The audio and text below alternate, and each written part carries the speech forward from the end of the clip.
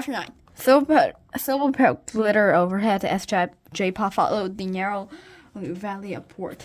He glanced up at the jagged rocks that lined his path, sharp as fox teeth.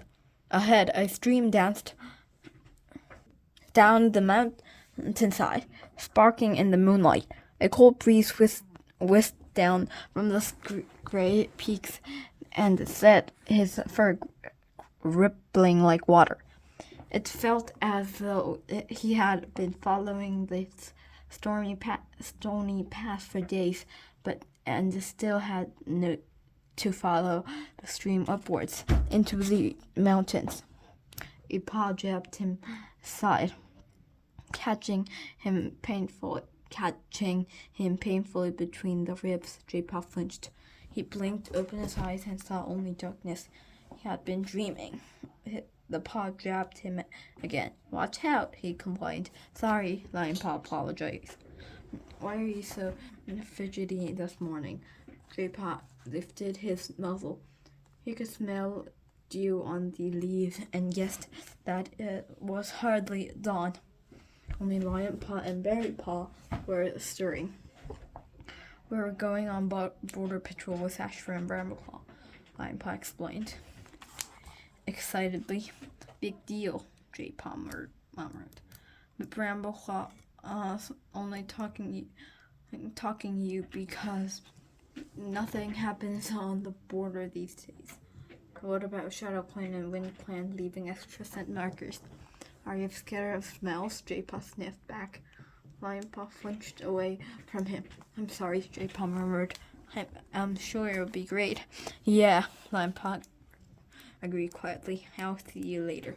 With another word, he padded out of the den, followed by Berry Paw. J-Paw wriggled deeper into his nest. Cold now, Lion Paw had gone. He tried to go back to his dream, but sleep would not come again. The fresh scent of dawn was filtering slowly into the den when Mousepaw and Hazelpaw began to yawn and stretch. Hazelpaw nuzzled J-Paw. "Stop pretending to be asleep," she mewed. J-Paw lifted his head reluctantly. "Has Berry Paw gone already?" she asked him. "Yes." "Oh well." Hazelpaw sounded disappointed at missing her brother. "I'll see him at battle training later." "Hazelpaw!" Duskpelt's deep growl sounded through the den entrance. "The fresh kill pile's empty. Bring Mousepaw, we're going hunting." Hazelpaw's tail fluffed up. "Great," she mewed. "I thought I was going to have to spend the morning clearing out the elder's den." "Why would you ask you to do that when they've got me?" J-Paw thought as she disappeared from the den with Mousepaw. "These kids have more important duties than me, and they're not even clan-born." "Hi, J-Paw," Poppy Paw called. "How was your first night in the apprentice's den?" "Fine," J-Paw mewed half-heartedly. Cinderpaw was stirring too. "What are you doing today?" she asked. "Well, I'm not patrolling it, and I'm not hunting," J-Paw informed her. "Perhaps Brightheart has planned battle training for you," Poppy Paw suggested. "I hope so," Cinderpaw put in. "We're training in the clearing this morning. It'll be great if you can come too." J-Paw did not answer. "I hope we see you there," Poppy Paw called over her shoulders, and she hitched out of the den. "And rabbits might fly," J-Paw muttered to himself. Only Honeypaw remained in the den, and she was fast asleep. J-Paw wasn't going to wait for her to wake up and start chirping like a fledging about the duties she was looking forward to. Instead, he crept from his nest and tucked out of the den. The frosty grass beneath his house told him that the skies were clear today. The camp was already busy, even though the sun had not yet begun to warm the hollow. Firestar stood with Bracken first Pirate Lake, organizing hunting patrols and border patrols. Leafpool was heading for the nursery, and Squirrelfly was sharing tongues with Stormfur and Brook. There was no sign of Brightheart. She had probably forgotten J-Paw and gone on the dawn patrol without him. Resentment rose like a bile in his throat. I'll show you. I show her I'm not useless. He hurried across the clearing to the tunnel leading where the cats made dirt. As he emerged, he sensed a sandstorm heading into the camp. There was no time to go back. Instead, he dived forward and plunged toward the clump of bracken. Sandstorm's paws halted, and J-Paw could hear her sniffing the air. He held his breath, praying to StarClan she wouldn't see him. She paused for a moment more and then carried on the back through the tunnel and into the camp. J-Paw let out a sigh of relief and scrambled out of the bracken, shaking scraps of dried leaf from his ear. He quickly found the path that he and Brightheart had taken yesterday. If Brightheart wasn't going to show in the whole of the ThunderClan territory, he would explore by himself. He would start by going farther toward the lake. He had never been that far, and the fresh sense of wind and water excited him. It was easy enough climbing the slope and following the ridge again, and when he came to the end of it, he was prepared this time for the steepness of the slope. He scrambled down it, using his paws to slow his descent. And when he reached the heather bush that stopped him the last time, he headed away from the thunder path in the opposite direction from they had taken yesterday. J-Paw followed the side of the ridge down the trees. Waving his way through the undergrowth was easy. He just followed his whiskers, padding confidently over the leaf-strewn forest floor. But gradually, the trees and undergrowth began to thin out and the slopes flattened. The ground became soft, no longer covered with leaves, but sprinkled with moss. As it brushed his pelt, he tasted the air, wondering how far the lake how far from the lake he was. Yesterday, the wind had flowed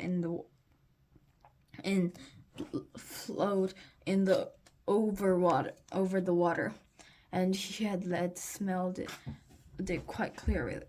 But today, the wind blew from ThunderClan territory, giving no clue about the land ahead. He listened for the slapping of water on the shore, but it sounded very distant, and it was hard to tell where it was coming from. Suddenly, his forepaw slipped into a dip in the ground. He stumbled into a rabbit hole. His paws twisted beneath his pain and shot up his leg. Wincing, he scrabbled out of the hole and licked his paws. It was not badly hurt, but it was several moons before he dared tested on the ground. This isn't like the woodland at all. For the first time, he wondered if exploring on his own had been a good idea, but he was determined to reach the lake by himself. Gingerly lowering his paws, he revealed when it was able to take his weight. He padded forward cautiously, shivering from the water of the boggy ground scooped up and soaked the fur between his claws. Suddenly, his forepaws sank deep into the pentry earth. Freezing mud soaked his legs up to his chest. StarClan, help me! He scrabbled backwards, his hint claws grabbing desperately onto the solid ground behind. With a frantic He fed his forepaws from the sucking mud and twisted his whole body, grabbing for the nearest clump of heather. He scrambled in among its bristly branches and stood up trembling on his sturdy webbed roots. I must test the ground before I step forward, he warned himself, his heart pounding so loud that it drowned the noise of the waves and the ground and the wind. He reached out tentative paw and poked the ground from the other side of the heather. It felt sprinkly with moss but firm, and he had slipped out from the heather and whirled padding forwards. Concentrating hard, he felt his way forwards, one slow paw step at a time, always staying within a reach of the heather. Something to clung on to if he lost his footing again. Little by little, the ground under paw grew firmer and drier. The land was sloping up again, and he had sensed space opening before him. Sure now, he began to relax. He sniffed the air. The wind still blew behind him, carrying the familiar sense of home. He wondered for a moment if he should go back, but he pushed the thought away. I won't give up. He tried to build the image of the landscape in his mind, soaring it so that the next time he was here, he could travel more confidently. The springing moss was turned to smooth grass under paw. He could hear the rustling of the forest far behind him. The sounds of the lake rippling in wind water was louder now, making his paws prick with excitement. He quickened his step, beginning to enjoy the freedom of open space. The sun warmed his face, the wind tugging his fur. Happily, he sniffed the air again. WindClan. Alarm gripped him. The sense of WindClan cats were so strong it covered his own, and yet he hadn't heard any movement around him. He was sure there were no cats nearby. Had he stayed across the border without realizing? Confused, he twisted around, hunting for the sense of home. He stepped backwards, frightened, and without warning, the land disappeared. He thrashed with his paws, trying to grasp some branch or rock, but there was nothing but a sheer empty drop beneath him. Then he hit water. The shock of the cold water knocked his breath from him, so that he found himself sailing between the waves, the lungs screaming for air while he struggled to work out which way was up. G-Pot tried to wail out, but the water filled his mouth and eyes, and his ears. I'm going to drown. Suddenly, a sharp tug on the scruff dragged him backwards. Something heavy was on the water. Instinctively, he stopped struggling and felt limp like a kid in his mother's trough. He let himself be wrenched upwards until his chest bursting. He broke the surface. In his first gulp of air, he swallowed a mouthful of water, which made him cough and splatter until he thought he was going to be sick. Keep still, a voice hissed through the clenched teeth. J-Paw felt himself being tugged awkwardly through the rippling waves. His paws churned in the water as he felt for the bottom. Stop wriggling, the voice hissed again. And J-Paw suddenly felt pebbles scraping against his pelt as his rescuer hauled him out of the water and onto the stony beach. He collapsed, retching and gasping. Paws began to work on his chest, pummeling the water from him. Will he be okay? The anxious mew of a young cat sounded close by. J-Paw was too shocked to make sense of the sense around him. Who's there? Are you warriors? He asked. What do you mean? The voice sounded puzzled. Then shocked. He can't see. What in the name of Star Clan is he doing out here by himself? J-Paw heard a deeper voice and recognized the angry hiss of his rescuer. A rogue tongue began licking him, massaging his cold body. Another tongue joined in, and he closed his eyes again and lay helpless, weak with shock, letting the rhythmic strokes soothe and warm him. As his mind cleared, he realized that the cats were Wind Clan. Their scents were the same as that had blown to him across the moorland the day before. And there were 4 of them, 2 older, 2 younger warriors and their apprentices. Will he be okay, Whitetail? One of the apprentices mewed. She crept forward and crouched beside J-Paw. He could feel her pelt trembling against his. He'll be fine, Heatherpaw. Not his rescuer, but a gentler voice. A mew of a female warrior. Can you hear me? J-Paw nodded, calmly dragging himself into a sitting position. His ears were full of water, and he shook his head to clear them. Pebbles crackled as the Wind Clan cats leaped away from the droplets that sprayed from waterlogged fur. Typical that Thunder Clan and cats thank us by trying to drown us. J-Paw had not heard this mew before. He guessed it belonged to the other apprentice, a Tom, by the sound of it. The older Tom growled a stern reply. Stop making a fuss, Breezepaw. It's only a few drops of water.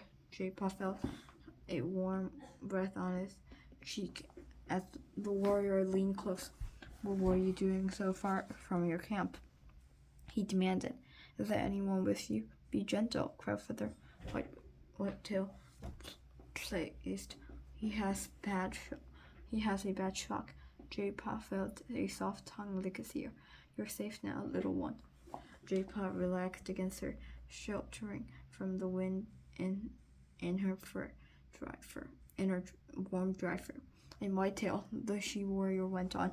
This is Crowfeather, and these are our apprentices, Heatherpaw and Breezepaw. They won't hurt you. I think they might have guessed that by the way we just saved his life. Breezepaw muttered. I wish you'd teach your son some manners, Crowfeather. Whitetail needs sharply. She turned her attention back to J-Paw. What were you doing out here alone? Did you know you were heading for Wind Clan territory? Are you in trouble? I will be. J-Paw mewed under his breath. I should hope so, Crowfeather snapped. What was your clan thinking, letting you wander off like that? Heatherpaw leaned closer and brushing J-Paw's pelt with her whiskers. Can you see anything at all? She asked curiously. Breezepaw snorted. If he can, he must be stupid, walking off the edge of a cliff. I didn't walk off the edge, J-Paw hissed. It looked like it from where you were standing. Breezepaw sniffed. Be quiet, Breezepaw, Crowfeather scolded. Breezepaw felt silent, but J-Paw could hear his tail twitching crossly over the pebbles. I suppose I'd better take him back to ThunderClan, Crowfeather mewed. Are you well enough to travel? he asked J-Paw. J-Paw nodded, his legs still shaky. Yeah, but he wasn't going to give Breezepaw the satisfaction of mocking ThunderClan cats again. He stood up. Thank you for rescuing me, but I can find my own way home, he mewed politely. There's no way I'm letting you wander off by yourself again, Curlfeather insisted. Whitetail, you take Heatherpaw and Breezepaw back to camp. He laid his tail firmly on J-Paw's shoulder and began guiding him up the beach. See your medicine cat as soon as you get home, Whitetail called after him. Crowfeather hardly spoke as they tracked back into ThunderClan territory and headed toward the camp. He only mewed curt warnings when they came across a rabbit hole or roots that might trip the ThunderClan apprentice. J-Paw was content with silence. The ground was unfamiliar, and he was too furious to concentrate on anything but Crowfeather's occasional instructions. He rested, Crowfeather's tail resting lightly on his shoulder, but he did not complain. He was in far too much trouble already. Once again, in an attempt to prove he was good as any warrior, had ended in disaster. I know this place, he thought suddenly. The sloping earth beneath his path was strewn with twigs. The trees rustled overhead. They were nearing the top of the hollow. J-Paw's heart sank. How was he going to explain why he wasn't with Brightheart? What would his father say? He sensed a ThunderClan patrol and realized that Squirrelflight sent Stormfur and Brook were hunting straight for them. He tensed his shoulders. Crowfeather, Stormfur's surprised mew sounded from the bracken head. His paw raced toward them. J-Paw, Squirrelflight's mew was shrill with relief and anger as she pressed his muzzle into his damp fur. What in the Star Clan happened to you? She licked him frantically between his ears. Where did you find him? She asked Crowfeather. He wandered to WindClan territory, Crowfeather explained gruffly. I had to fish him out of the lake. J-Paw bowed his head, his pelt burning with embarrassment. To make it worse, he could tell Squirrelflight was feeling an awkwardness that strengthened as Crowfeather went on. Do your kids always go out by themselves? I'm not a kid, I'm an apprentice, J-Paw snapped. He felt his mother's tail brush his muzzle, silencing him. Crowfeather, she mewed cruelly. I believe WindClan once had cats who went wandering farther than they should. His mew was laced with meaning that J-Paw didn't understand, but Crowfeather clearly did. The WindClan warrior flicked his tail away from J-Paw's shoulder and snorted. You should get him back to camp, he mewed. He almost drowned, and the water was freezing. Yes, I should, Squirrelflight agreed. She nudged J-Paw down the slope that led to the thorn barrier. To J-Paw's surprise, Crowfeather accompanied them back to the hollow.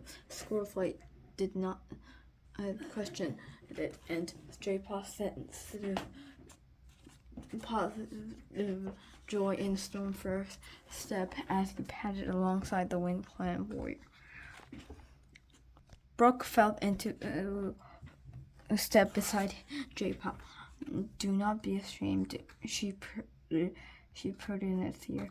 I got up to far worse when I was still training. She pressed her warm flank against his cold wet pelt. He knew the mountain cat was trying to make him feel better, but it didn't help. Suddenly he heard the thorn barrier rustle, and Mousepaw rushed out of the camp entrance. He found him.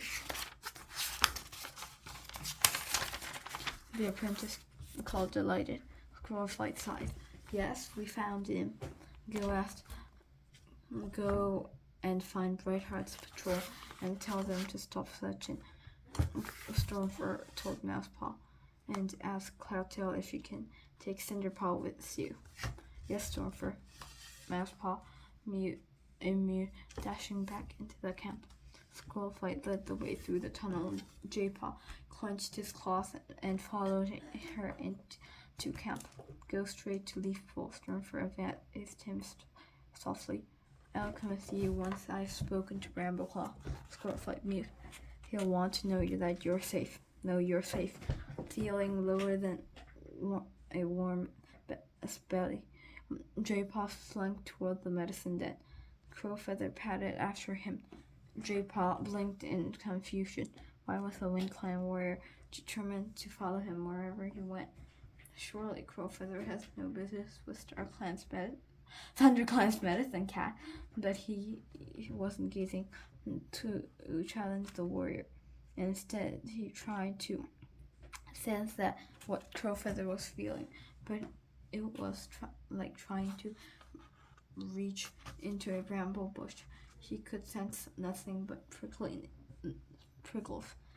Leafpool spun around as Jaypaw padded through the entrance to her den. She hurried to her side and felt her relief like a blast of air. We're safe, she tensed, suddenly jerking her head to stare at Crowfeather as he pushed his way through the brambles. Jaypaw's fur prickled as tension set the air crackling like lightning and Greenleaf. Hello, Crowfeather, Leafpool mewed.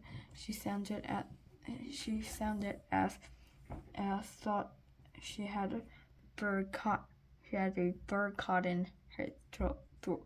Leafpool, Crowfeather, greeting was curt, but the first time Jaypaw sensed some feeling other than irritation stirred beneath the Wind Clan warrior's pelt. I was out with Breezepaw and his mentor when we found him. Leafpool sniffed. Your son's an apprentice already? Her mew was brisk.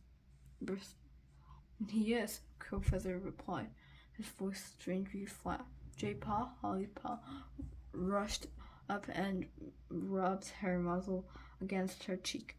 You looked half drowned. Tiredness suddenly swept through Jaypaw and let himself sink down to the ground. Fetch some time, Hollypaw, Leafpool ordered. Hollypaw darted away to the back of the den and returned a moment later. Branches flustered, her paws full of leaves. Jaypaw recognized the sense of feverfew, not time. He hardly needs cooling down, Leafpool mewed impatiently. She hurried to the pile herself and grabbed a mouthful of thyme. Crowfeather stood and watched silently. And why am I giving him thyme? Leafpool prompted Hollypaw, dropping the leaf beside Jaypaw to make him warm. Leafpool shook his head. You can warm him by lying next to him, she mewed. Hollypaw crouched down and pressed his body against Jaypaw. Leafpool nosed the thyme leaves towards Jaypaw. The thyme will calm him and help with the shock, she explained. She licked Jaypaw's cheek. Eat them all, she encouraged. They don't taste bad. I've sent Hollypaw for a nice fresh mouth to wash the taste away when she began to warm up. Jaypaw swallowed the leaf without complaint. He felt too cold and tired to object to anything. He let out he let his eyes close and felt the warmth of his sister's body seeping into his. He was still vigorously aware of the prickling emotion that raced between Crowfeather and Leafpool, but even that slid away, and he slipped into the confronting stillness of sleep.